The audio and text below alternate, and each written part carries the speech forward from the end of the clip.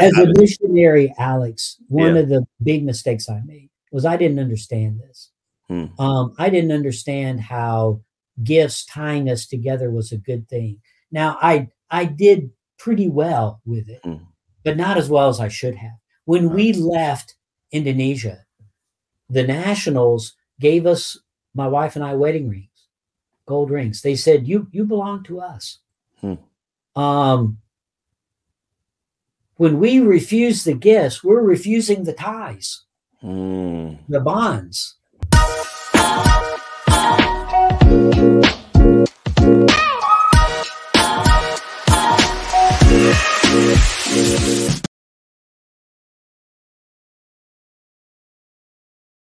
Hello, everyone, and welcome back to another episode on Relentless Pursuit of Purpose. Our goal here is to help everyone enter into a confirmed, confident, and eternal relationship with the source of all life and purpose. If you've not already done so, please make sure and hit the subscribe button so that you never miss a video or an interview such as we have today. I'm really excited about this. I'm going to let Dr. Richards introduce himself. He is, many of you know, one half of the team that put together Misreading Scripture with Western Eyes, who we had on the show, I think, a couple years ago. And he's back with the sequel. So, yes, Dr. Richards, can you just introduce yourself? Tell us a little bit about you, where you are, and what you do. Sure. My name is Randy Richards. Please call me Randy, Alex. And I am a professor. I teach New Testament. In fact, I tend to do a lot of technical things that people don't pay a lot of attention to. But I have this side gig that I kind of fell into backwards on what's technically called intercultural hermeneutics, how to read the Bible in other cultures. And as we mentioned in your last podcast, it really came from my experiences in Indonesia initially, where they were just reading the Bible differently than I was. And often I would think, I think they're reading it better than I am. And so that started me pondering, why is it that we read differently? And then so I partnered with a wonderful scholar named Brandon O'Brien, and we wrote the book Misreading Scripture with Western Eyes. And we're very grateful that people have found it helpful. But in the 10 years that lapsed in between, two things kind of bothered me. One was we had listed individualism as like something halfway down the iceberg, partly hidden from who we are. And as time went on, I realized it's not just a trait. It's actually the big trait that really you could divide the world up. And of course, it's a generalization. And by the way, Alex, I like to say generalizations are always wrong and usually helpful. Yes. And so it's a generalization, but you could say that the world has individualists in it and collectivists. Now, it's kind of a sliding scale, actually, from an individualism end all the way over to a collectivist end. What's ironic is the two most individualist cultures in the world by a long shot are the US and the UK. So we lead, we're just very, very individualist. Now, it shows up for us as Bible readers because the Bible authors were collectivists. So they were collectivists writing to collectivists. So that's one of the reasons they viewed Scripture differently. So I thought I need to come back and talk about individualism and collectivism better. I don't disagree with what I said in the first book, but it's a bigger deal than I made it in the first book. No, I agree with you. It is a bigger deal. And that's actually, I feel like I've been your mouthpiece to the rest of the people I know, because all I've been talking about is individualism and collectivism, not all, but, for the last few years, highlighting that realization. So I thank you for highlighting it to me and to others. Well, it was like all elephants in the room. As soon as you actually point it out, then it's very obvious. But the other thing that bothered me some, Alex, was I felt like I didn't handle honor and shame as well as I should have in that first book. Again, I don't disagree with what I said, but I thought, I think I need to say it better. So actually, in writing the book, I first went to my old buddy Brandon, said, "Hey, Brandon, let's write a book on honor and shame." And he said, "Yeah, but I'm busy with some other stuff, writing some of his own books." And so we just kicked it around for a while. I pondered it a while, and then I ran into, it was a divine, Alex. I was teaching a conference in Istanbul, and somebody just at the last minute decided to attend. A British young man who had spent most of his adult life in the Middle East, fluent in Arabic, very similarly, and therefore we decided to write a book together. And so that's the second book. It's a sequel, sort of. It's a 2.0, really, because if anyone was going to read this second book, I would tell them first read the Westernized book, and then come and read the Individualist. Yes, absolutely. So that actually answers my first question, because I was going to ask what made you write this particular book. And you go into so many, like you said, the honor, the shame, kinship, patronage, these words that I think we're becoming more familiar with in Western culture, but what I learned is not as familiar as we need to be. And there's something actually you said near the end, but I want to actually start with this as you were talking, is so the one issue we have, where you say we might misread this as individualists, and that's kind of repeated throughout the book. And I can own that. We can take that on. But I realized a couple years ago, I was teaching Judah and Tamar, and when I was reading the book, I was like, man, I didn't get it right. I missed so much beauty. And I was praying all week, like, God, you got to show me something to tell these people, because there's no redeeming value in this story. Or at least I didn't see it at first. And we got there and we got some good stuff, but we missed the cultural backdrop to a certain extent. And so I did a lot of research, but you made this point, I didn't think about it till later, that, okay, I'm misreading possibly with individualist eyes, but all the sources I go to also have the same, undesired bias, whether they know it or not. And so it's almost like I can't get out of my own way to get to the root of the situation, if that makes sense. Sure. And I think that, first we want to say, we're not bashing individualism or the West. I think the West has done some wonderful theology, I think the West has advanced the kingdom of God. Yes. But we're missing part of it. It's a little like arguing which wing of an airplane is more important. Well, you really got to have both of them. And so there's some great stuff that we do, but our collectivist friends, what I've seen, they help me to notice something that I had not noticed before. And then once they point it out, I think, oh my goodness, there it is, plain as day. In fact, often the biblical writer was shouting it at me, and I just kept ignoring it. And so one of the things I like to say to kind of set the stage for our listeners is that for a collectivist, almost always there are 1, 2, or 3 elephants in the room, and they're just always there. And they go without being said, because the most important things in a culture usually go without being said. And so for them, it is patronage, and it's kinship, and it's brokerage. And those things are just always there. And so when we look in the story, then suddenly we start seeing them as soon as we're aware of it. I like to say, when you get a presupposition out from under the table and on top of the table, first off, it becomes very obvious. And second, it loses any influence that it shouldn't have over us, where it's leaning us to go a certain way. Wow. For instance, in the biblical world, inheritance is usually a big issue, and it went without being said. So in the story of Joseph and the coat of many colors, it's about inheritance. In the story of Judah and Tamar, it's about inheritance. And as soon as we see that, then we start noticing, oh, well, gosh, yeah, they're talking about it all the time.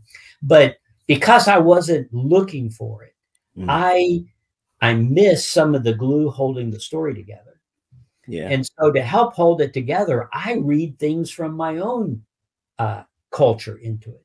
So with the story of Joseph and the coat of many colors, I turn it into the typical American success story. So the boy grows up in the rural farm, and has to leave for some reason, usually not a great reason. He moves to the big city, overcomes adversity, makes it big. And then one day his family recognizes that he's made it big, and now he's admired by all.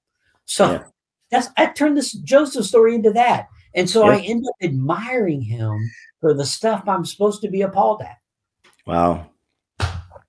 Well, let's start there with kinship. Being in a family, and one of the chapters you have on kinship. And so help us understand the Abraham, Sarah, Hagar. And this is a story where pretty much everyone's familiar. So I think it's a good place for us to look, because you mentioned inheritance, but also, well, I won't steal it. What else is going on there as far as kinship that we might miss? It's a little bit of a dysfunctional marriage, in that Abraham doesn't treat Sarah very well at times, and Sarah doesn't treat Abraham very well. The story you mentioned in Genesis 16, we think, what kind of wife loans her maidservant to her husband like that? I mean, it's a pretty, it seems to us a bit seedy.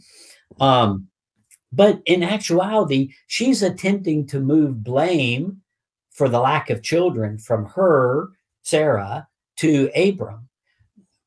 Just to be honest, she's not expecting Hagar to get pregnant. I mean, he's 80 or 100 years old or something.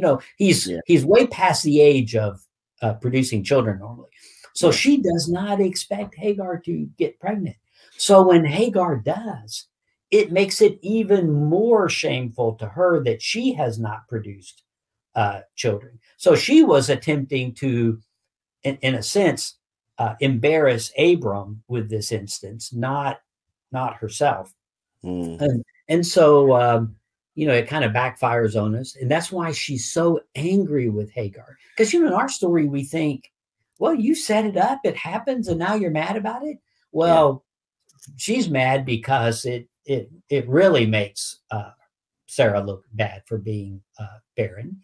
And in this whole story, Abram never takes any leadership. He's responsible for Sarah. He's responsible for Hagar as a servant in his household. So when Sarah's mad at Hagar, he says, well, do with her whatever you want. You think, wow, that's not being a father of a household and looking out for the people in your household. So in that story, it's not great.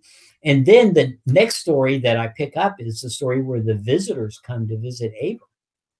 This was the one that was eye-opening to me, because we're reading the story, and one of my collectivist friends, once the meal is served, they said, did you see that? Did you notice that? And I thought, oh, what? And they said, you didn't see that? Look at the meal. I thought, it looks like a lovely meal. They said, Sarah doesn't bring bread. And I thought, first I had to look, and sure enough, she doesn't bring bread. And then I thought okay, well, you can't always bring bread. They said she was specifically asked to make bread for these guests. And she doesn't. I thought, well, I don't know. We're probably reading too much into it. But as soon as the meal is placed, they say, where's Sarah? They also noticed, because they had heard him say, bake bread, and there's no bread. Wow. And then the story kind of goes a bit sideways even further from there. And then finally, the stories where Abraham basically passes Sarah off to Abimelech. And it's just not a great story about marriage. But what we're supposed to read in this is, despite sin and missteps and all of that, God protects his promises to his people. And God brings about what he intends to bring about. Yeah. Wow. So many things I want to say. I'm going to try to encapsulate them into smaller questions. So with regards to kinship, and you said this in talking household, but what you said household biblically is not necessarily like my household with my nuclear family. Right. And that small understanding will automatically open up our understanding of the text. What do you mean when you say how, or actually, what does the Bible mean when it says household? Well, we get a great example with Abraham, the household of Abraham. At one point, they've got to go rescue Lot. And Abraham, from his household, gathers up 318 fighting men. Well, I don't know how big your household is, but I would suspect it's not that large. No. And so for them, it was what we call extended family, plus everyone else who's looking to the head of the family as either the patriarch or matriarch, whoever it is. All of those who are looking to them for provision are part of that household. So it would be servants who are in the household, but also clients, people who are in business somehow that are connected to that head of household. So it's a large group. Yeah, it is. And it brought to mind the other part that's connected. And I love how you kind of highlight in the book that, yeah, this chapter is on kinship and this is on patronage, but you really can't disconnect all of these things. They're all kind of intertwined. And the idea that not just your household is bigger than your quote unquote household, but that the default was the firstborn was the one born first. Right. But for us, that's all it ever means. Yes. The firstborn was the one born first. And then we immediately say, but all of them are special, everybody's treated equally. But for them, the firstborn was a title.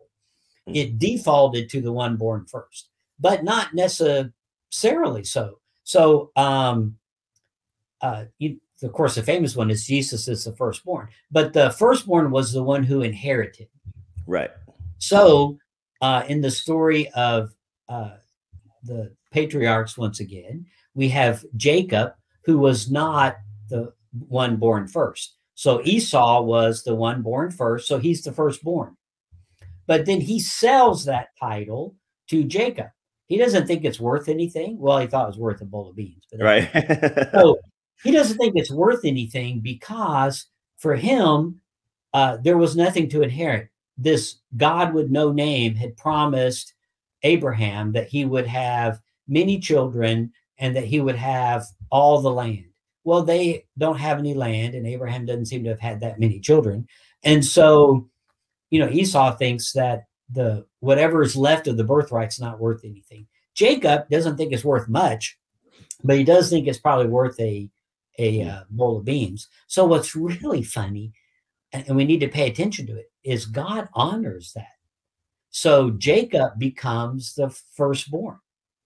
And so we say he's the God of Abraham, Isaac, and Jacob. Yeah. Jacob is now the firstborn. So the title, when they hear firstborn, they think the inheritor. When we hear firstborn, we think the one born first. So we have trouble with Jesus's title as firstborn because he wasn't created. Right. He's not the one born first, or what he's God from the beginning. But when they heard Jesus is the firstborn, they understood that to be he's the inheritor of everything. Now you mentioned inheritance again.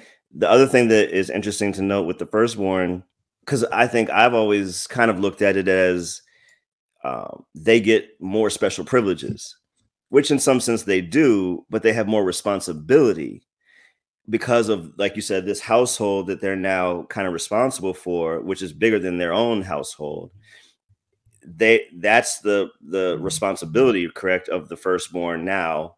And so I think sometimes we think kind of like you said, the American way that, Jacob achieved even through trickery, a better position, more wealth and for himself, and whether or not he was a good patron or not, but that's a different story. But his role would have been to kind of oversee and overlook those around him. Right. So Jacob and Esau are all grown men with families. And so when and there's not any land, the household is just really the two of them, plus, so they all have their own stuff. So there's not really, from Esau's point of view, he's not giving anything up. He's hungry. By the way, as I like to point out to my students, Jacob should have given them food. It's called sharing. It's their, Right. it's your brother, so he's just a scalawag all along. But from Esau's point of view, he hasn't given up anything.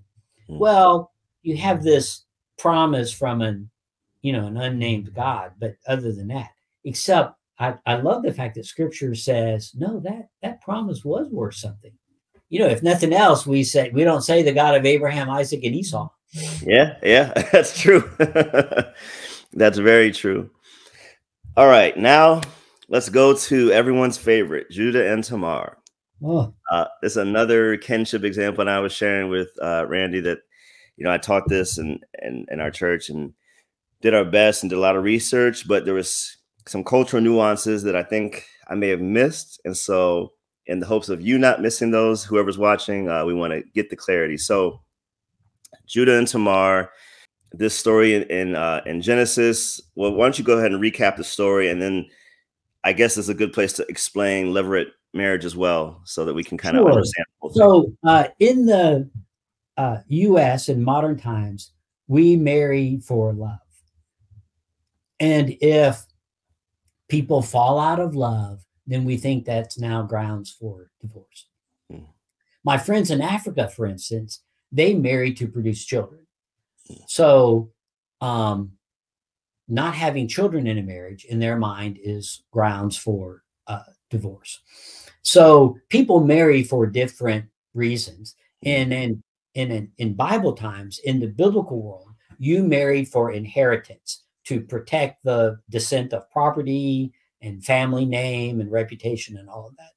So in the story of Judah has 3 sons, Er, Onan, and Shelah.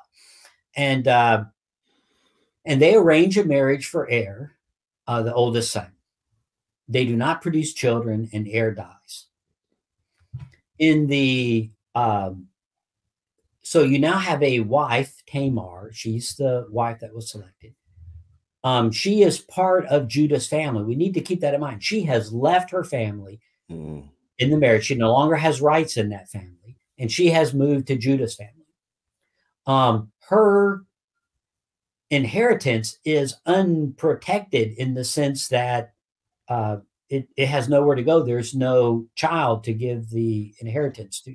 So in the biblical world, this seems to us rather scandalous. But what they would do is she would be married to the next son.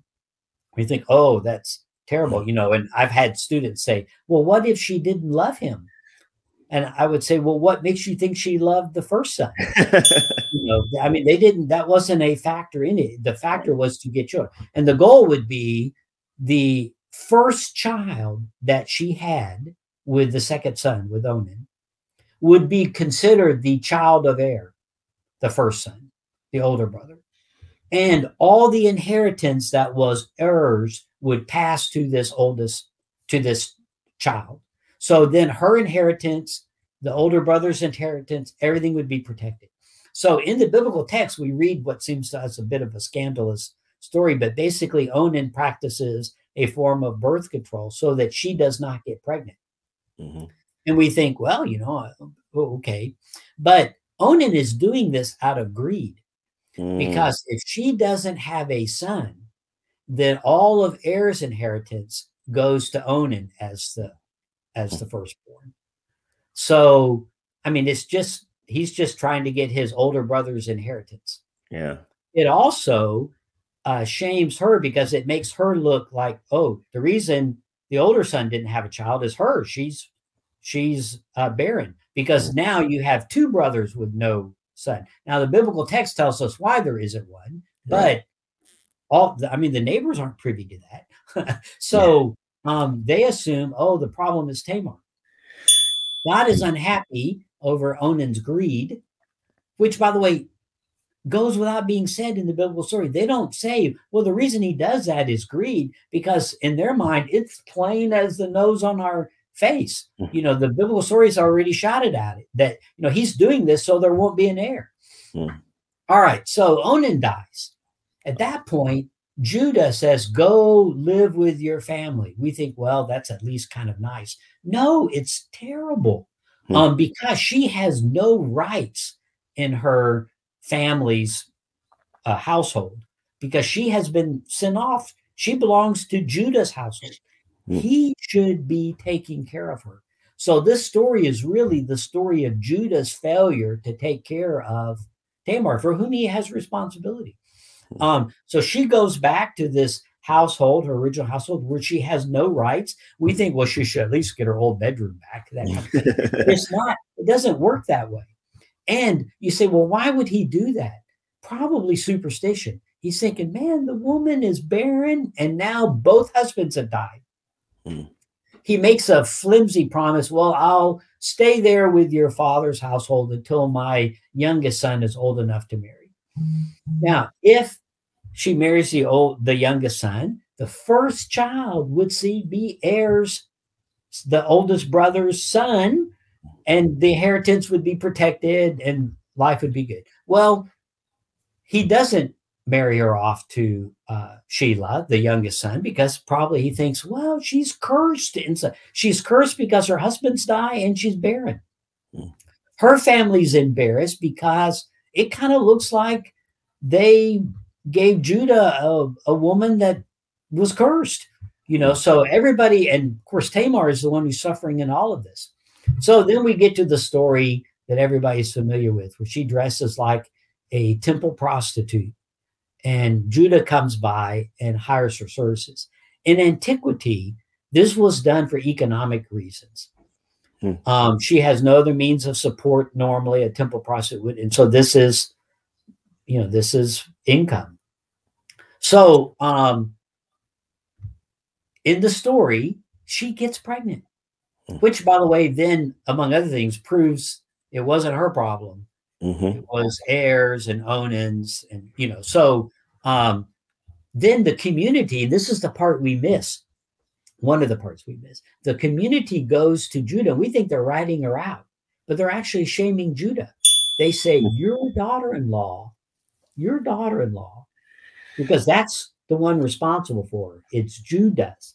Your daughter-in-law has been doing this other job because you haven't been taking care of her. We think, oh, she's, just playing naughty. But in their mind, it would be the kind of job you default to because you're otherwise you'd go hungry. So your daughter that you have not cared for has been doing this stuff, and now she's pregnant, meaning it wasn't her fault that she wasn't pregnant before. Right. And he's furious. He's furious because he's embarrassed, because he's failed in his responsibility to her, to the community, to his sons. It's a big mess. And of course, then we find out in the story that it was actually, he was the father. And it has this line that confused a lot of people. He says to Tamar, you are more righteous than I am. We think, wow, let the actions seem righteous. But his point was not that she was righteous, but her actions are here and his are down here. Even her rather seedy behavior is more righteous than his behavior. And it was all about inheritance. Wow.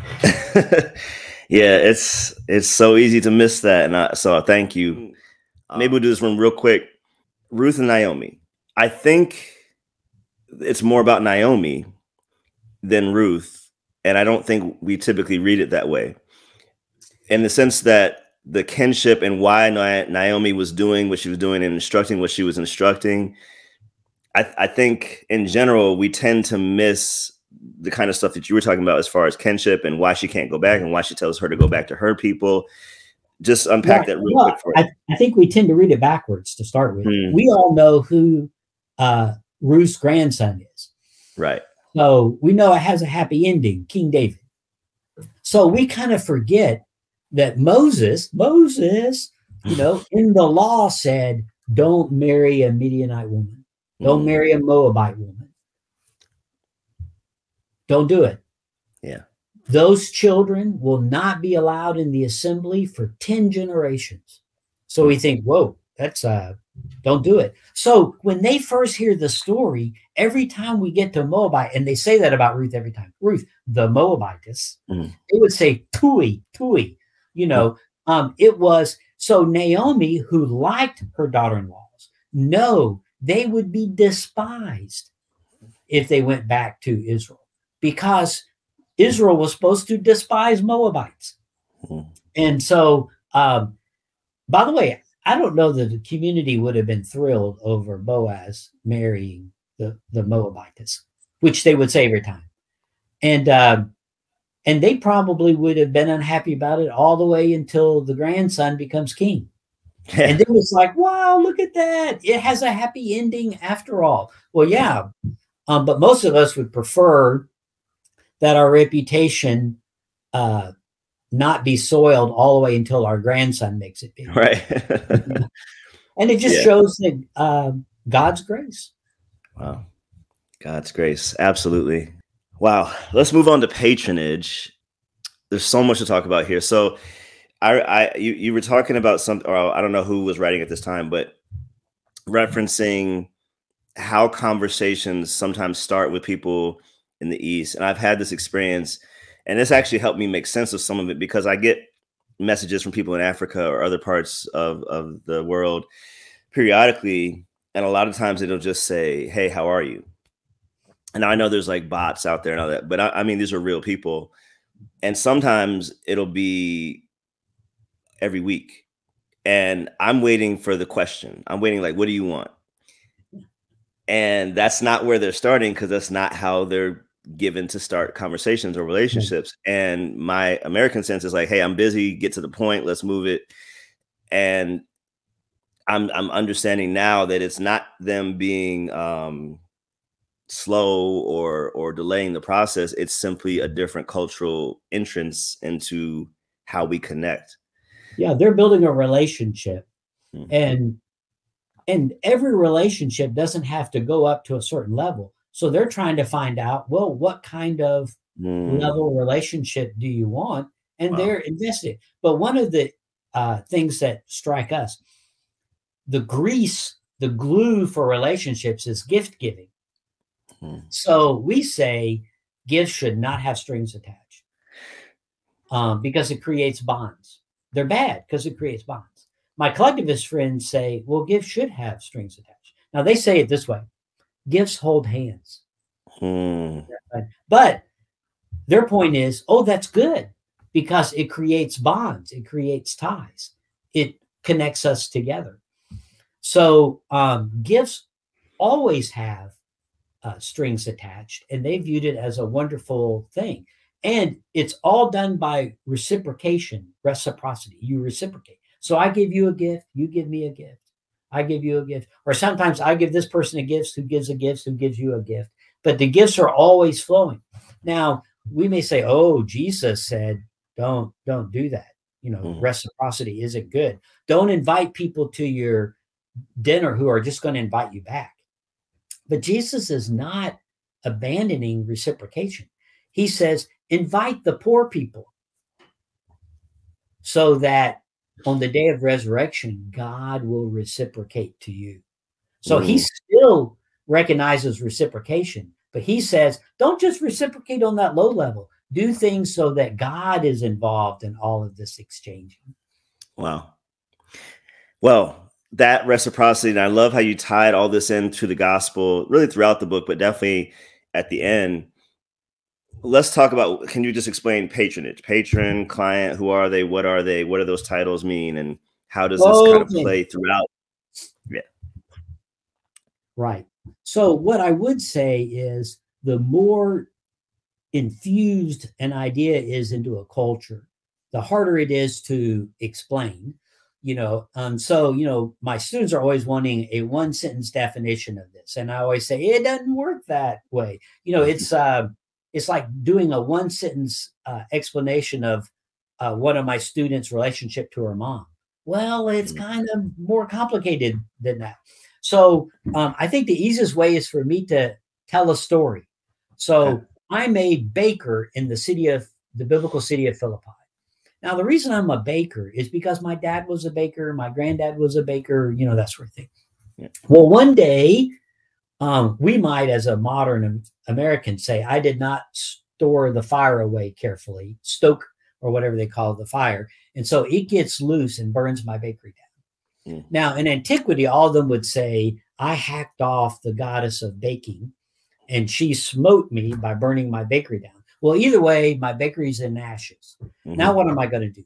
I could go to the bank and get a loan. It was about 11.5% back then. Except that all of my collateral is in ashes. So I am in trouble. One of my friends says, I have a friend whom I can help you. By the way, in the biblical text, friend means a lot of things, but never buddy. Yeah. So he says, I have a friend. His name is Alex. Okay. He is a wealthy landowner in Philippi. His family made their fortune a few generations ago in the gold mines that are around Philippi, which is actually true. So Alex is actually the patron for this friend of mine. So every morning he gets in line at his patron's house, at Alex's house, waits his turn. When he gets to the front of the line, Alex would ask, do you need anything from me today? And the answer is usually no. He would give him a little something. And he may say, oh, I need you to do this or that for me today. Or lots of times no. But on this particular day, he says, this is my friend Randy. He's a baker and misfortune has come upon him. And he tells the story. Now, you, Alex, are not required in any way to help me. In fact, you can't help everybody out there. So you're not required to help. But for some reason, because I've got this sad face and we have the same hairstyle, you say, you know what? I think I'm going to help you. Yeah. This undeserved gift, which we'll come back to in a minute, this undeserved gift, they would commonly call a charis, which we'll come back to, this gift. Now, the gift may be, you're going to give me some money. You're also going to say, I have a friend, meaning another client, who makes roof tile. And I have another friend who makes adobe brick. But anyway, you're going to basically get my bakery rebuilt. Now, if I say thank you and I accept it, it means now I am part of your household. And from now on, I am a friend of Alex. And I am expected to be grateful and I'm expected to be loyal. And they would describe that by a term pistis. Now, why does this matter to anything in the New Testament? Well, whenever they would put those two words together, the gift charis and the response pistis, it was always patronage, always patronage. Well, in the New Testament, Paul uses those terms. We translate them grace and faith. So when Paul says, for by grace you have been saved through faith, everybody would be thinking, oh, it's patronage. So this is a gift I don't deserve. And my response is to be loyal to you. And they would all have understood that. So now I belong to the household. So every morning, Alex, I should line up at my father's house and ask him what he has need of me to do this day. Patronage. Wow. Man, that'll be. And in antiquity, they would have said, oh, well, that makes sense. We come back and try to give rules about it. It's forensic justification. It's this. And by the way, those are okay expressions, but we're trying to use rules to explain a relationship. So last night in my class, I told my students, tell me about your relationship with your mom. And she started, I said, no. Explain it with rules. She said, well, like my mom has rules. When I was in high school, I had to be home by 10. I said, always had to be home by 10. Yeah, no exceptions. Well, sometimes there were exceptions, And if you were late, she knew when she would really get in trouble and when her mom would say, okay, that was okay. So rules just didn't fit all that well to describe a relationship. And our salvation is a relationship. Yes. Yes, it is. And the charis pistis part in the book is worth the price of the book alone. That that understanding probably helps me understand why, not just because of the resurrection and everything that happened, but why were they so easy, or why was it so easy for them in the risk of physical death and other things to understand that, but because I'm a part of this household of God, he is my patron, therefore I must be loyal. That, like, we understand loyalty, but because it's not ingrained in our culture to that depth, I don't know if that would have taken off so quickly. You know, loyalty and gratitude. And ingratitude, not being grateful, was considered one of the worst vices in the ancient world. And if you read scripture, God complains a lot about people being ungrateful. Yeah. You know, what does he want from us? He wants gratitude and loyalty. Wow. Wow. So now that we understand kind of the basis of, or the basics of patronage, Jesus is our patron in some instances, and you kind of alluded to this just now. And so, like you said, ungrateful clients. I think this quote from the book, I think you were writing about Seneca at this time, and you said ungrateful clients were worse than murderers, or maybe Seneca said that.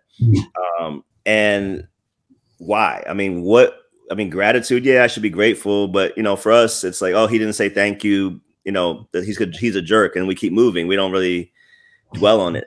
Patronage held the ancient world together. I would argue it might hold the universe together. So I don't think it's just a cultural pattern. And we have, in antiquity, you're going to have a patron of some kind. So when they say, you know, they're getting pressure from the Roman government to give up on Jesus, but their thought would be, well, where else do I turn for a patron? Caesar hadn't been all that great a patron. Where else can we go? Where else can we look? Who else has the words of life, as Peter said of Jesus? And so for us, it's not just that he's our patron. And you mentioned this earlier, Alex, and we need to come back to it. To help explain it, I divided patrons are over here, kinship is over here, brokers are over here, mediators mean. But the ideal patron would be a kinsman. If you have a wealthy uncle who's governor, woo, ba-bing, that's as good as it gets. And so the lines tended to be drawn, you know, meshed together. And one of the things a patron would do for you is mediate with another patron and help solve that problem. And so the roles tend to be kind of all woven together. So in many ways, Jesus is our patron, but he's also our broker, our mediator with God as a patron. So you say, well, all that seems kind of muddled together. Yeah, in the ancient world it was. And by the way, you go to most of the world today, it's all muddled together. So. Yeah, absolutely. So the other part about patronage with regards rather to the system and the players, as you talked about them, it wasn't just about intertwining with other people. You know, God didn't want, let's say specifically in the not just the Old Testament, God didn't want the people to have another patron other than himself. And I don't know if I've ever looked at, because we always think, okay, don't worship, like we're teaching through Hosea right now. So don't worship Baal and Ashereth, and those are false gods. So we rightly understand the religious part of it, but we miss, or at least I'll say I miss, because part of the reason the Assyrian captivity took place is because the nation of Israel was making deals with Assyria, and they were making more than deals. They were essentially worshiping their God, and they had essentially moved God out of his patron role for Baal or for some of those other gods. And it was the sustenance, the fertility, the land fertility, human fertility that they're looking for from those false gods. The true God, Yahweh, was actually the provider of those things. And it's almost disrespectful. It's almost ungrateful, like you said, that, hey, I'm the one that's giving you this, but you keep worshiping Baal and thanking them for this. Right. So, you know, in antiquity, they're still trying to figure out who Yahweh is, who God is. Early on, they figure out, well, he's a fertility God. He makes babies for Abraham, and he loves babies. In the Moses story, you know, he loves babies. By the way, God still loves babies. So, but they saw him as a fertility god, and they saw him as a warrior god. So when they wanted to make an image of him, they picked a young bull. We call it a calf, but it would have been a young bull. And that was their image of God. He was young because he seemed younger than the Egyptian gods who'd been around a long time. And he was big and powerful and makes a mess like a bull does. But, they moved to Canaan, and Baal's the rain god. And he told you when to plant crops. And they don't know when to plant crops. And they don't know, does God have any business with rain and all that? So that's the whole Elijah, the Mount Carmel story, is that God is saying, no, I make rain too. Baal is often portrayed with a lightning bolt in his hand. So he's the one who sends fire down. And God said, no, I'm the one who sends fire down. So they were trying to put God in a box. He deals with these things. So he's our patron for those situations. But when it comes to farming, we need Baal and the rain god to tell us when to plant. And God was saying, as you pointed out, no, I want to be your patron for all things. You don't have, now, by the way, we think, hey, we're safe because we're not tempted to worship Baal. But Americans often have two gods, Alex, the God of the Bible and the God of science. And we even acknowledge that the God of science isn't as powerful as the God of the Bible. But, when someone gets sick, we go to the God of science. And we don't turn to the God of the Bible until the God of science lets us down. And so we end up saying, the doctor brings us bad news and we say, well, there's nothing left to do but pray. And when at the beginning, we should have been praying. Yes. And taking our meds. I think that's what James means by anoint them with oil and pray over them. In antiquity, oil was a medicine. Now they would lay you down and pour oil all over you, massage you, and you'd often feel a lot better, which I'm thinking, yeah, I probably would feel. It wasn't great medicine, but it's all they had. So I think James is saying that you ought to take your medicine and then pray. Well said, and good advice. Okay, so let's talk a little bit more about pistis, and then we'll go into brokerage. So pistis, in the New Testament, it's translated faith, and I've often tried in my apologetics teachings to make the case or to explain to people that it's not blind faith, it's not blind trust. In the same way that this pistis, as they would understand, is not blind. It's the patron did these things. I can actually trust these things about this patron. Therefore, I'm putting my trust, as you said, in this person. So that whole idea of trusting in a person and how loyalty and trust and allegiance, you said, were not disconnected. Loyalty, trust, and allegiance. So let's do it this way. And we can blame Aristotle for this. One of the key elements of American Western thinking is when we get an issue, we divide it into two. And so it's an either or situation. And so often the solution actually is both and. But so in this debate over pistis, they say, is it faith in some content or is it loyalty to? And I would say the answer is yes. And so as the baker, when you tell me you're going to fix this, well, I'm still going home to a burned out shop. So I have to have faith in what you told me, that you're somehow going to fix this. So yes, but it's also loyalty to you. So I have confidence that you're going to do what you said. So John tells us that we have eternal life. Well, Alex, I'm going to fall over dead one of these days. As Billy Graham cleverly said, the death rate's 100%. And so I'm going to die. And so how is it that I have eternal life? Well, that's faith in, but it's faith in a person, not faith in a list. So I can trust what he says. So that's where the content comes in, but it's trusting him and what he said. Wow. Is that okay? Wow. Did we go right on that? Yes, no, it is. And I want everyone to know, look, we're just scratching the surface. Please go get the book. I think it's a necessary read for all of us, just to not to say we got it all wrong, like we said before, but to try to get it better, to try to be more accurate. Accuracy is the goal. That's the key word, better. What we want to do is read it better. Yes. To have other people around the table, worldwide table of God, yes, helping us to read scripture better. Amen. And with that said, the next kind of big overarching concept is brokerage.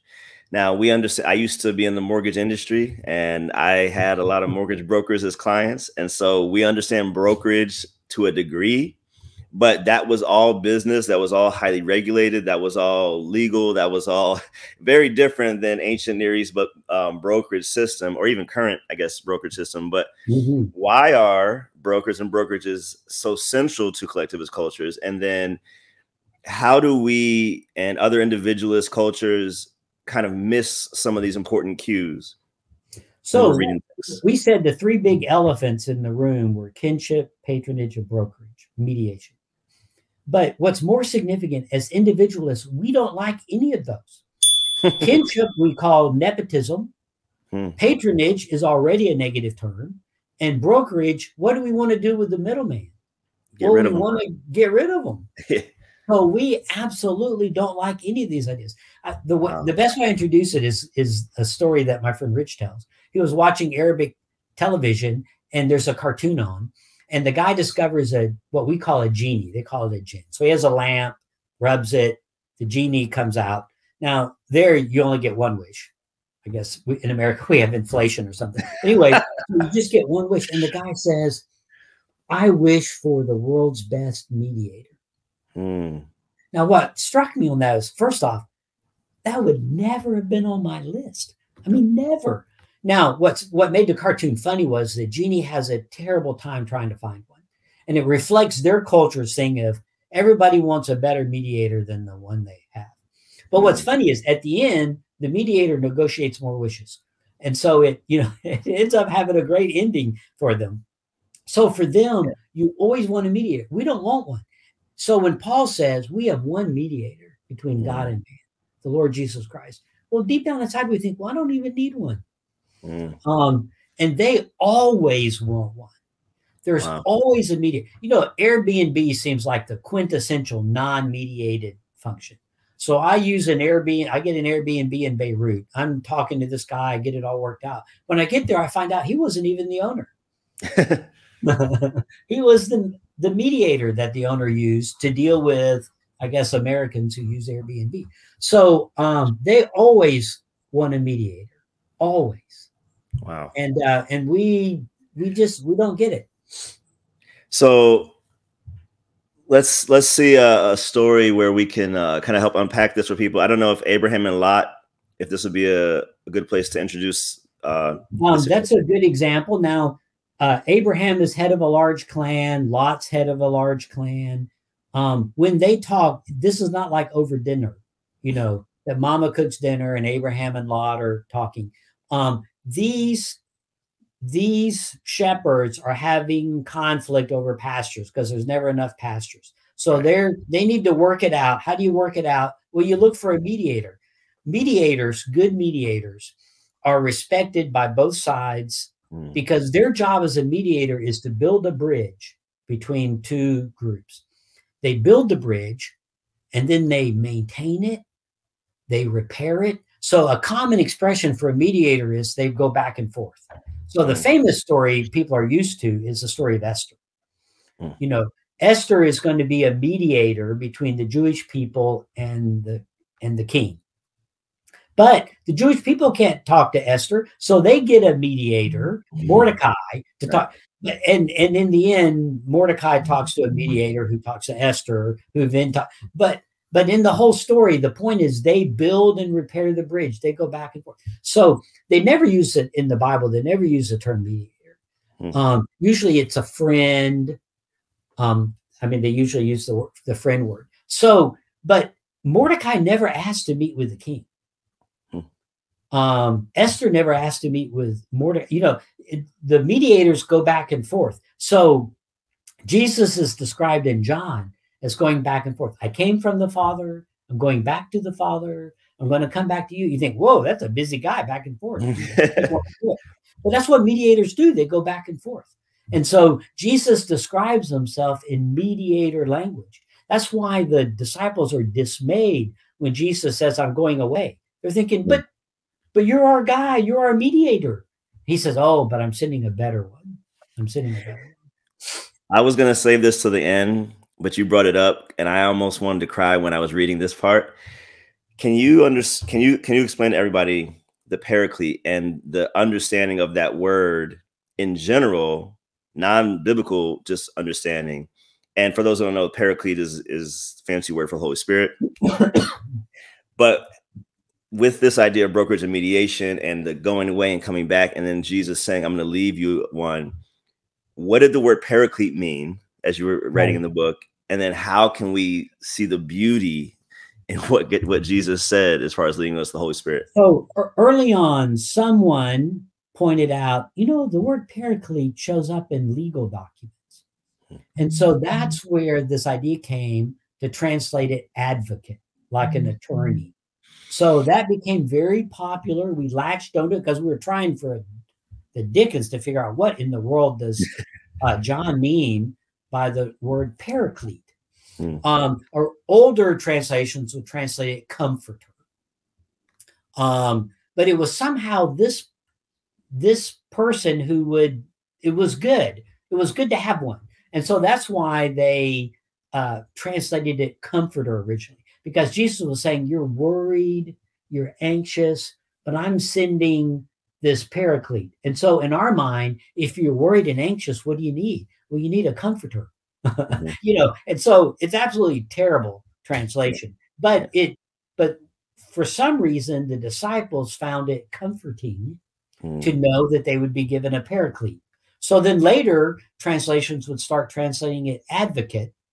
Well, it didn't seem as comforting to us, but it seemed to make more sense based on the world. Well, recently, and her name has just escaped me, I apologize, it's in the book. Recently, a woman looked at the word Paraclete in legal context, and one of the things she noticed was it's never inside the courtroom. So it wasn't the attorney. So who was these Paracletes? Who were they? They were outside the room, and they were the ones who were basically mediating the conflict so that it wouldn't have to go to court, or so that it wouldn't you wouldn't be at the mercy of a judge. They would mediate the issue. So basically, Paracletes were mediators. Well, this was what the disciples saw in Jesus, and Jesus saying, don't worry, I'm sending you another Paraclete, another mediator. And this one is going to be better. And you think, gosh, how could you be better than Jesus? Well, for the disciples, if Jesus is in Capernaum, he's not in Nazareth at the same time. And there's not another Jesus in Jerusalem. Right. Jesus was in one place at one time. Jesus saying, but I'm sending one who can be with you no matter where. And so we have a mediator. Now, the problem, and I think this is one reason why we have such a lousy pneumatology, a lousy theology of the Spirit, is the main thing he does, we don't value. Wow. We don't value mediation, and yet it's the best thing ever. Wow. Wow, man. The main thing he does, we don't value. Wow. Okay, I'm gonna have to meditate on that for a while. Man, okay, let's delve into honor and shame. And I know at the beginning you were kind of saying this is really, there's a lot of overarching concepts, but this is probably the overarching. And I think if there's one main takeaway that everybody can get intellectually, at least pretty quickly, is that honor and shame are not opposites. Right. Which is usually, I think, in individualist cultures, and I think how I've heard it most times is like that's the good one, that's the bad one, and they're used in opposite ways. Right. It's not quite true, obviously. Our translations are misleading us, Alex. The old New American Standard, the 1975 or whatever. Yeah. In Proverbs, they would often tell things in as opposites. They would say the wise man seeks honor, but the foolish one gains only, and they would say dishonor, because the opposite of honor is dishonor. Well, the NIV now says the wise gain honor, but the fool get only shame. Well, the Hebrew text has not changed. Right. We have done it. The problem with that is all we have in our culture is what I call the misuse of shame, when shame is used wrongly. So when our culture talks about shame, whether it's fat shaming, clothes shaming, pet shaming, what all the different shamings, they're actually talking about the misuse of shaming. So great harm has been done to people by the misuse of shame. Right. So when we talk about shame, it's great hurt inside. The problem with this is technically biblical shaming is a virtue, not a vice. Now we think, oh, that's because our default word for shame is negative, but that's actually the misuse. There's actually a proper use of shaming, because God shames people, says God uses the foolish things to shame the wise. Jesus shames people. You know, and he tells Nicodemus, wow, man, you're a teacher and you don't even understand these things. And then Paul shames people. In fact, Paul's very plain. He says, I write this to shame you. Yeah. Okay. He means it in the proper use of shame pulls people back. It's a community value. So you are part of us. And if you're drifting away and at risk of not being us anymore, the proper use of shaming is pulling you back because you belong to us. Okay. And so now you stay us. So we stay we. The misuse of shame pushes people away.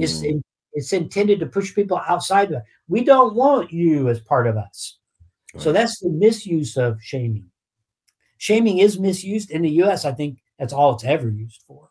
Although I saw something the other day, it was during the COVID time, and we're all supposed to be wearing our masks, you know, and somebody was not wearing a mask, and somebody kind of tugs on their mask a little bit, and the guy put his mask on. Well, technically, that would be the proper use of it's designed to make sure us are us. Now, I'm not sure if the person's motives were all that good. Yeah. Right. But it is a tricky issue. But let me back up and say this first. Honor is often viewed as a value. It was not a value. This is one of the main things that this book contributes to. It's a tool the cultures collectivists use to teach their values, to maintain their values, to reinforce their values. Just like our culture uses guilt to teach and maintain and reinforce values, they would use honor, they would use shaming, and they would use boundaries as ways to teach their values, whatever their values were. So at the crucifixion, the Roman centurion and Jesus and the disciples standing there all think honor is important, but each of them would probably consider something different to be honorable. Does that make sense? Yes. So that's why we get confused sometimes when we say, well, that's honorable in Chinese culture, but it's not honorable in Arabic culture. It's because the value, but they use honor to enforce that value, to reinforce it. Okay. So the underlying value, for example, and there's something you said repeatedly in the book, which I love. It might be like we, not me, and something of that nature. Right. But I think that is very important. Just understanding that part, because if I don't value we, then being shamed or even being kicked out of the group doesn't bug me. I'm upset. I don't like you very much, but I'll just find another group of friends or whatever it is. That's why church discipline doesn't work anymore. Yeah. Wow. We got to do a whole other episode on that. Wow. So Jesus is invited to the house of Simon, the Pharisee, and the woman comes and anoints him. We miss the shaming language. Jesus says, Simon, you're a host. Now, by the way, not for his private party, for the community. He's representing the honor of the community. That this village is a village that knows how to host people. Okay, so everybody's watching, not just the people who are at the banquet, but everybody peering in the windows because this is a big deal. Jesus has come to their town. So he says, Simon, you didn't host me well. Yeah. You didn't greet me with a kiss. You didn't wash my feet. And then he says, Simon, do you see this woman? That's such a powerful line, and we miss it. Because the point is, Simon has quit seeing that woman a long time. Because what he's supposed to see her as is we. She belongs to his community. He should be working to restore her like Jesus does. Jesus restores her. He should be working to restore her, and he doesn't. You know, he sees her as somebody who ought not to be part of us. And Jesus says, you want her out of your community, and yet she's the one who's actually rescued your village's reputation as hosting well. So the punchline in that story is, Simon, do you see this woman? How often do we not see the person we're supposed to see? Wow. So true. So very true. And especially in our go-go mentality, individualist mentality. And that was kind of the other part of the question I was going to ask you is, so you mentioned that gifts have strings attached in their culture, and that's a good thing in their culture because the underlying value is communal, that I value being with us, all us together, all us on one accord. That is the highest value. Therefore, whatever facilitates that being in good standing is a good thing. But as a missionary, Alex, one of the big mistakes I made was I didn't understand this. I didn't understand how gifts tying us together was a good thing. Now, I did pretty well with it, but not as well as I should have. When we left Indonesia, the nationals gave us, my wife and I, wedding rings, gold rings. They said, you belong to us. When we refuse the gifts, we're refusing the ties, the bonds. Wow. Yeah. It's so, wow. Yeah. We just, like I said, I'm learning so much. I hope we're all learning to just do better, get better, so that we can have the global community, kingdom of God that God wants us to have. With regards to honor and shame, let's talk about David and Goliath so that we can kind of unpack this in an easier way for everybody to see a story that we're all familiar with. So just walk us through David and Goliath. And it's not, let me say this, for every pastor that's ever preached, you are the David of the Goliath in your life. Whatever the Goliath is, your finances, your kids, or please let this be a call to not do that anymore. All right. So with that backdrop, this is not a story of the little guy beats the big guy. Yes. Yes. So what is the story of? The question is, who killed Goliath? Who killed Goliath? The proper answer is Yahweh did. Not David. Yahweh did. So in the story, we have to back up. They were told, oh, you're going to ask for a king when you get to the land. Well, they asked for a king, and they asked for a king. We want a king who will fight for us. So they select Saul because Saul is exceptionally tall. I guess he looked kingly. So Saul is exceptionally tall. He's supposed to fight their battles for them. Enter the story, Goliath, who's known as tall. Now, by the way, in the Middle Ages, Goliath becomes 9'9". In the Dead Sea Scrolls and in early translation, in other words, translations that go back to our earliest translations, he's 6'6", which, by the way, makes him really, really tall. Since the average height was about 5 foot or 5'1", he is massive. But he's not inhumanly massive, but he is massive. By the way, and when the Bible describes him, what's fierce about him is not that he's inhumanly tall. He's tall, but he has great armor. That's the thing to go on and on about. Saul is very tall and has great armor. So we're supposed to draw the point. Who should fight Goliath? Well, they asked for a king who would fight their battles for them. So the obvious story is Saul should fight Goliath. Goliath, so when David says, I'll fight him, Saul doesn't say, you can't fight him. He's inhumanly tall. Saul says, you can't fight him. He's a professional soldier. You know, so Saul has a lack of confidence in his own fighting skills. So David goes to fight him. By the way, Saul says, hey, where's my armor? Well, that's so that most of the army will think it's Saul out there fighting. I mean, there's no CNN zoom up. They would see somebody ride out in Saul's armor. They're going to assume it's Saul. Wow. So David says no. David is a stone thrower, which, by the way, was a common part of armies. The stone would be about the size of a softball. So, I mean, you're throwing a pretty big rock at somebody. The good thing about them is they're pretty effective. The bad thing about them is it's easy to defend against them. The defense against a stone thrower is a shield. Because stone throwers have to wind up. So you know the stone is coming. So you get behind a shield. And then the David and Goliath story, they're quick to point out, Saul has a shield. In fact, he has a shield so big, he has a separate guy to carry it. So the point we're supposed to draw out of that is, whoo, David has no hope against this guy. Now, you can actually be trickery, you know. You could like wind up, and when the guy hides behind his shield, you could drop your sling and run. And the idea being maybe get close enough to stick your sword in him, you know, while he's still hiding. So if it's a little slow coming, then if you've got a shield, then you might want to peek just to make sure the guy's not running up on you. Yeah. But it's not a great plan. In general, stone throwers it's not a great defense. Yeah. So in the story, we're supposed to get the point. David starts winding up, and then we're told Goliath is hit. Where? His head. In his head.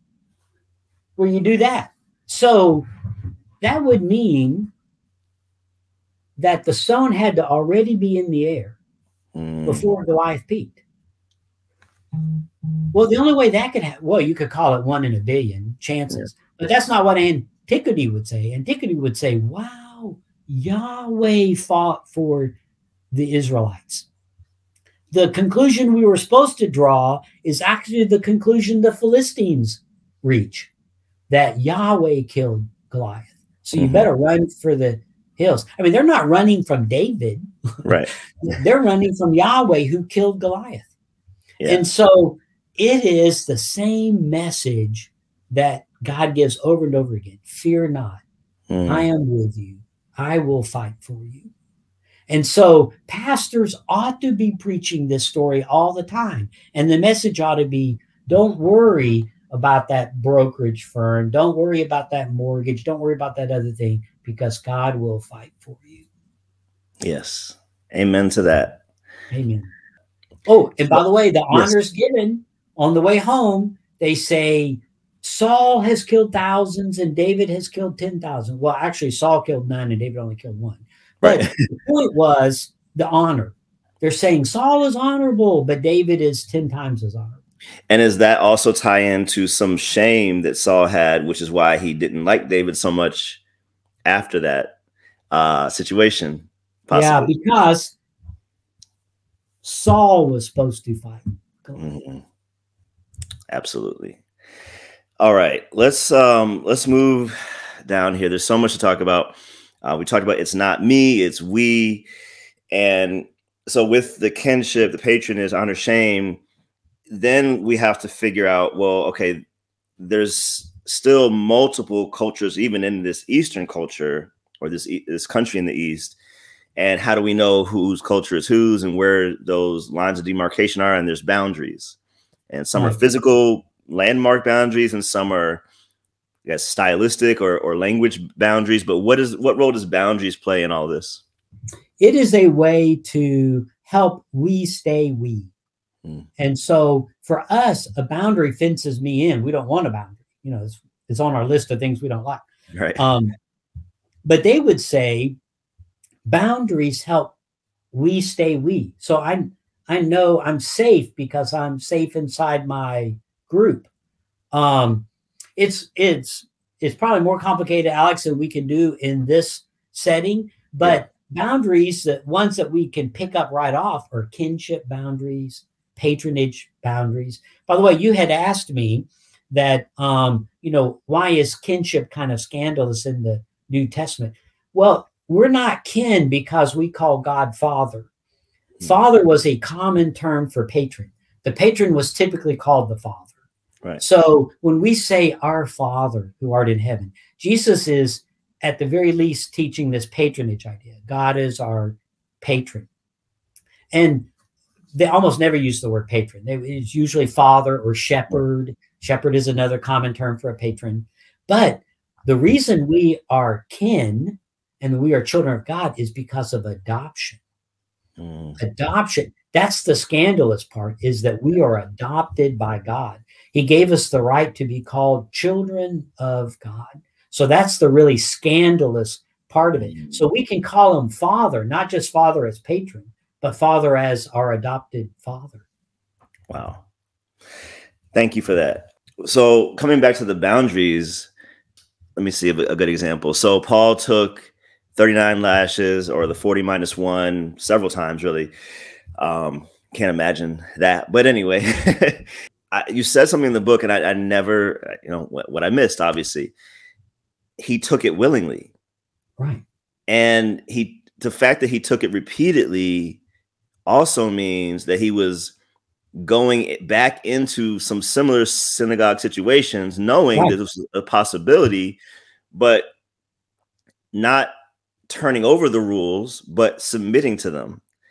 Yeah. So synagogues by Roman law were voluntary associations. The Romans permitted you to have clubs. So the Bakers Guild, that I was a member of in Philippi, the Bakers Guild was technically a voluntary association. So synagogues fell under Roman law as a voluntary association. You didn't have to belong to one. It was voluntary. And as that, they could impose fees on you, taxes, and they could impose discipline on you. If you wanted to stay a member, you had to submit to the discipline. And they could have rules like kosher laws and those sorts of things. So that's how they fit under the Roman legal umbrella. So Paul did not have to belong. He could just choose not to belong. He would renounce. But that also means the next town he goes into, he cannot enter the synagogue because he's no longer a member. So he considered the benefit of being able to go into a synagogue as worth the price of submitting to the discipline, even if he didn't agree that the discipline ought to be given. And they gave the harshest. 40 lashes was considered fatal, and they were not allowed to give a death sentence. So they would give 40 lashes less 1, which, by the way, people could die from. Yeah, I mean, I can't imagine taking that many lashes and surviving, but obviously they did. One of the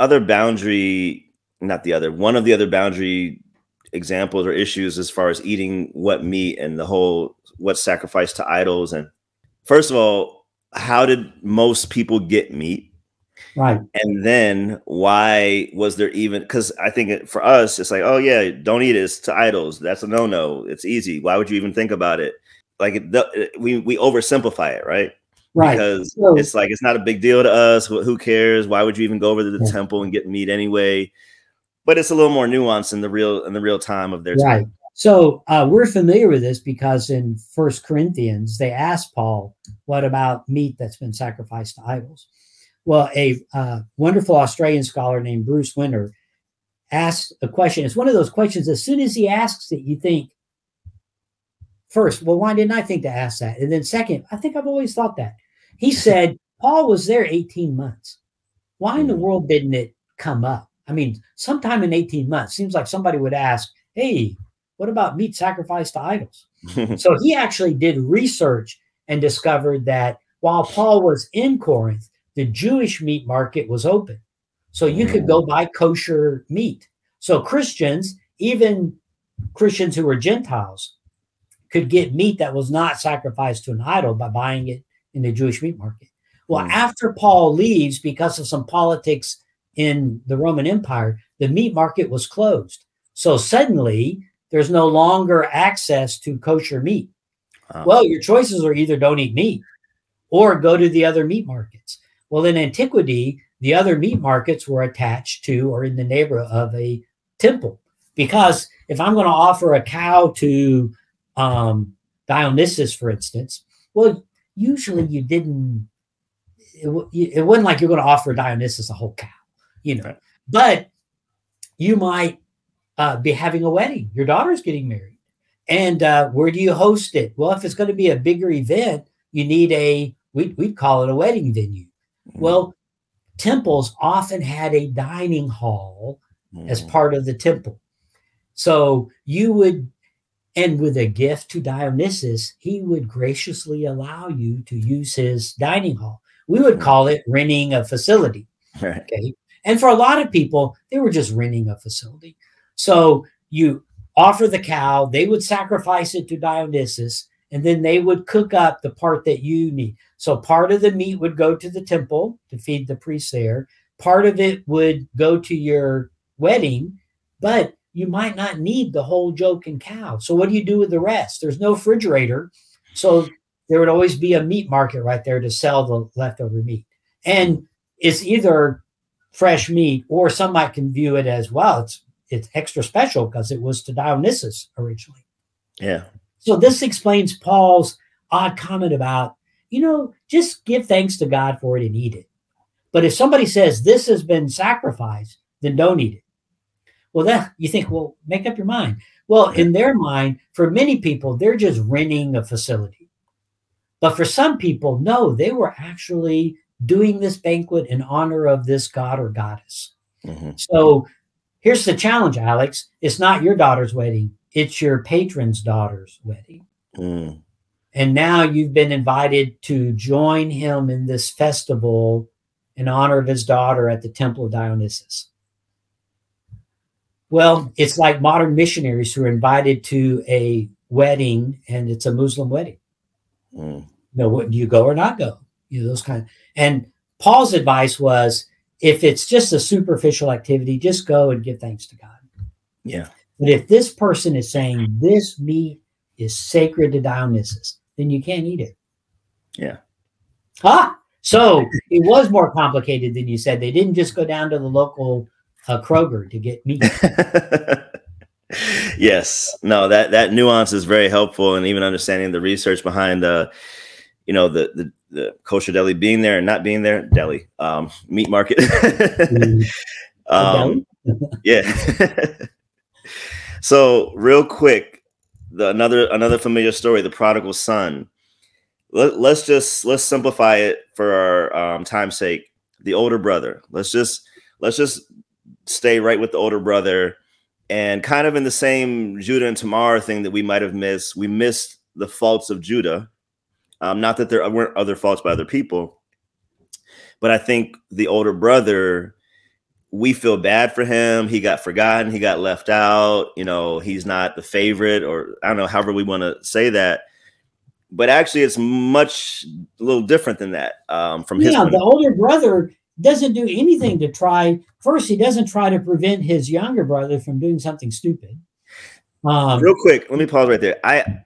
When you said, I never thought to ask that question. That's one of the things I think the individualist eyes. It's not even the things like kinship and patronage that I miss. There are questions I've never asked because it never occurred to me to ask. Like when you said the brother didn't stop his younger brother from leaving, like, okay, why would he? That never occurred to me that would be a cultural thing that somebody would be expected to do. So sorry. Beginning with Cain and Abel, when Cain says, am I my brother's keeper? The biblical answer is always yes. Yes. And Jesus tells the parable in a way to show that the older brother knew where his younger brother was. And yet he never went out to try to rescue. Wow. Yeah. And younger brother comes home, as we know. Older brother, they're searching for him now. The servants are searching for him now. So yeah, it's just not good all the way around as far as how the older brother kind of responds. So Jesus had added a new member to the disciple band, a guy named Levi, whom we call Matthew. Yes. Who is a tax collector in Peter's town. So does Peter know Levi? Oh, yeah, he sure does. And so, Peter asks, how many times do I have to forgive my brother who sins against me? Well, I think he's thinking of a very specific example. And Jesus says, you know, let me tell you a story about two brothers. One's been out misbehaving, but the older brother's not trying to do anything to rescue the younger brother. Wow. Let's a couple more questions. So community. Now, I kind of mentioned I co-pastor a house church. I came from a very large church. A lot of the reason we made that move was we wanted to get back to a gospel-centered community, a smaller, where we grow deep, not wide. We will grow, and we are growing. But the idea of community, once again, we can understand, even in America, community, Christian community is good. We need small groups. We do those things. But I'm not sure community as a value is as enmeshed in our understanding as it was, A, and as it should be, B. So, Alex, let me tell a very quick story. Yeah. I went to visit my parents. We're all grown. I go out to visit my parents who live out in the country. And my sister drives out to visit as well because, you know, she'd like to see me. So I got picked up or something. So I'm at my parents' house, no car. She drives in. I get up the next morning. Everybody else is sleeping in. I discovered there is no coffee at my parents' house. This is a disaster. So I look around. Her car keys are on the counter. So I borrow her car, go down to the local gas station, get some coffee. I know it's okay. My sister would want me to borrow the car. She would not want me to wake her up to ask her if I can borrow the car. I don't think a thing about it. Yeah. And yet in church, we're supposed to be family. How much do we share? Also, if my sister ran into a real hard spot, I would scavenge my bank account to help her out. So if we say church is family, do we really say that they're family? So the example I used, Alex, I got up in Indonesia one morning and I go out into the living room and all of our furniture is gone. Yeah. Remember that story? And it's gone. So I asked my wife, where's our furniture? She said, that's a good question. I don't know. So later in the day, this truck pulls up and it's our furniture and they start unloading it and putting it back in the house. And then they wave goodbye and they're headed back to the car. So I should have just waved goodbye, but I can't. I'm an American. I said, where has my furniture been? They said, oh, it was up in Tomes. They were up in this village. And I said, and why was my furniture there? They said, oh, there was a wedding and we needed additional furniture and we knew you wouldn't mind. So they came and got it because in their mind, that's what family does. I'm so grateful God gave me enough wisdom at that moment to not say, hey, don't borrow my stuff without asking. Wow. I'm so glad as well. That is something we all can work on, right? Regardless of our culture. So how does missing Jesus as our broker cause us to miss some of the beauty in the text? And how does painting patronage in this kind of bad light cause us to miss some of the beauty in the text? And so here I'm asking, not just defining these terms, but you talked about why does this matter? Kind of why does it matter that I'm reading with individualist eyes? And once again, it's not to shame, no pun intended. It's not to shame anyone, but it does matter. And I think part of the reason is not just to get the text right, but we don't get the full beauty of it. Right. We can read better if we see these things. Yeah. So otherwise, we're left trying to define relationship words as rules or theological doctrines, which are not incorrect, but it's shabby. So why does church work so well as a house church? Because subconsciously, it's putting us more into a family setting. People act more like family in a house church than they do down at First Church downtown. Well, why does acting like a family make church better? Because that's what church is. And so you have set up an environment that defaults people a bit more toward the right understanding. But it will fail when we then try to define church by rules and doctrines instead of going the next stage and making what's implicit, what is a presupposition, and getting it on top of the table and saying, you know, church is family. We need to be acting like family. And one of the things we, as family, we do, when your brother is acting like a knucklehead, you go to him in a quiet way and say, you're acting like a knucklehead. Knock it off. If your brother's marriage is kind of having a rocky time, you don't just sit back to watch what happens. As a good brother, you would go and try to help him save his marriage. So as church, we ought to be doing those things. We ought to be opening up the door to allow it to happen to us, and we ought to be taking the steps to make it happen. When you make it explicit, it makes it easier for you to say, hey, one of the reasons we're meeting in a home is because church is family. Yeah. Yeah, you're right. It makes a much easier conversation on that front. Last question. There's so many I want to ask, but I'll say last question.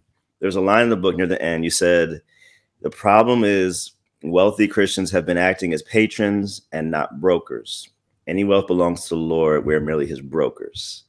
And this is not necessarily just rich and poor conversation, but it's about the understanding of our position, I think, is what you're getting at, as far as we're not the ones who dole out the blessings per se.